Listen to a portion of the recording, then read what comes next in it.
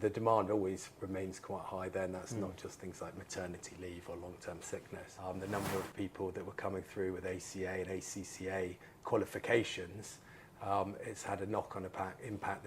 And is there anything that you think could be done more broadly to try and boost numbers? Is it a waiting game? Do we just need to wait for things to catch up? Hi and welcome to Talent Conversations. I'm joined by Davies Bateman from Cobalt Recruitment, and we're going to be touching on the impact of a lack of or a reduction in qualified professionals coming into the investment space. So Marcus, thanks for joining us. Thank you for having me. Yeah, just tell us about the dynamic that we're seeing around kind of volumes of qualified professionals coming into the marketplace. I mean, it all stems back to the pandemic, which is still having an impact on all of us. And when you see the number of exams that were cancelled in 2020, the number of people that were coming through with ACA and ACCA qualifications, it's had a knock-on impact that's still being felt today. And if you add to that even the delay of them entering the market, just means that they are less experienced. But that's notwithstanding those that left the industry or decided on a career change. So the impact remains as harsh today as perhaps it was even back in 2020 when everything was in lockdown.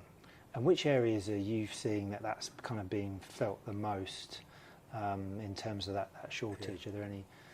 So in the real estate space specifically, we run a number of sort of market research papers throughout the year, and actually we saw that 3/5 of our clients had felt an impact that affected their business, and that was typically in your private equity real estate fund space, fund administration, the same, but also going down to your more business as usual type finance roles, as well as we operate in the property management accounting space.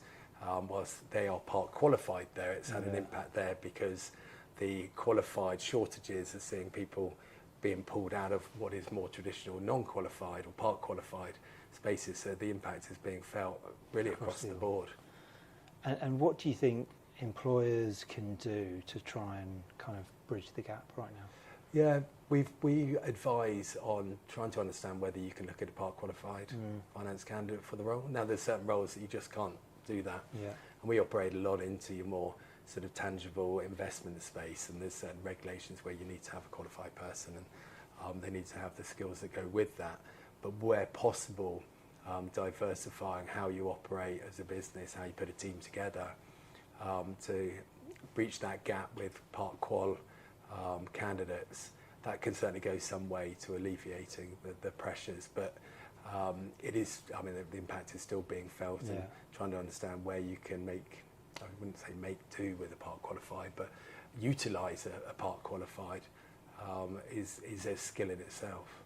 Is there anything at play there where a employer's looking more to kind of contract resource to fill gaps, or are they still kind of really focused on permanent?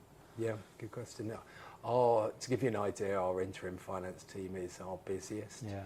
And when I say busiest, it's the number of mandates that we are instructed upon, and also the number of placements that we make. So the demand always remains quite high there, and that's not just things like maternity leave or long-term sickness, but it's coming in on project work, or if you're looking for a particular candidate, can you employ somebody on a contract or interim basis to breach the gap so that the pressures aren't being felt on the wider team. And as we know, everyone's under a lot of pressure at the moment, that can have a bigger impact. So we're seeing contract recruitment is definitely on vogue at the moment. Yeah. And is there anything that you think could be done more broadly to try and boost numbers? Is it a waiting game? Do we just need to wait for things to catch up?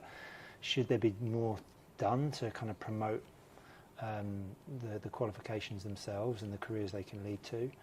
Any thoughts on that? I mean, it kind of all comes down to where the root of the problem in so many industries, and we see it in other industries that we operate in, whereby there just isn't the same amount of talent coming into at the front end, at the top of the hopper, if you like, which means as you go through, the resources or the people become more sparse. So there's always got to be a lot of work done at highlighting what a career in finance can look like, what are the advantages, what you get back, how interesting some of it is. And we give you an idea. Back in the day, I worked in a finance role that was all part of like the construction of Wembley Stadium, and it was really exciting. They got to go and view the stadium and become involved in how do you finance and run essentially the P&L of Wembley Football Stadium, which is pretty interesting. That's not all like that, but I think highlighting some of the sexier roles that can be had would definitely go some to go and help addressing the shortage. Great, thanks Marcus, and thanks everyone for watching.